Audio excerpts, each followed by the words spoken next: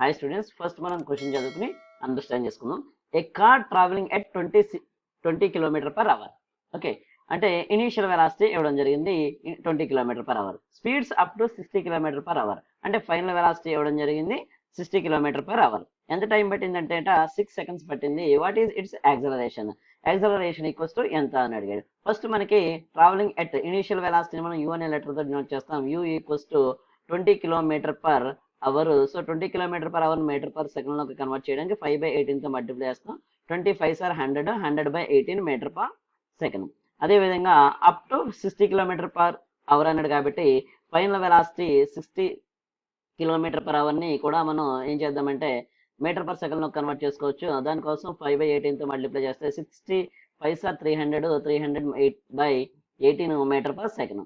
మరి ఇక్కడ టైం ఎంత పట్టింది అన్నాడంటే మనకి friends time equals to t equals to 6 seconds పట్టింది అన్నాడు. 6 seconds. సో మనల్ని ఫైండ్ అవుట్ చేయమన్నది ఏంటంటే acceleration a equals to how much అన్నాడు. మరి acceleration a equals to how much అన్నాడు కాబట్టి మనకి ఫార్ములా ఏంటంటే acceleration a equals to the rate of change of velocity. A equals to v - u/t. మనకి v ఇక్కడ ఎంత వచ్చింది? ఇక్కడ 300/18 వచ్చింది. 300/18 minus initial velocity 100/18 divided by time. Total time ఎంత పట్టింది అన్నాడు అంటే 6 seconds పట్టింది అన్నాడు. 6 seconds. సో టోటల్ గా మనం ఎల్సిఎం కనుక తీసుకున్నట్లయితే 18 అనేది ఎల్సిఎం అవుతుంది. అదేవిధంగా ఇది డినామినేటర్ లో ఉంది కాబట్టి డౌన్ లో రాసుకోవచ్చు. ఇంటూ 6. న్యూమరేటర్ లో మనకి ఏం మిగులుతుందంటే 300 మైనస్ 100.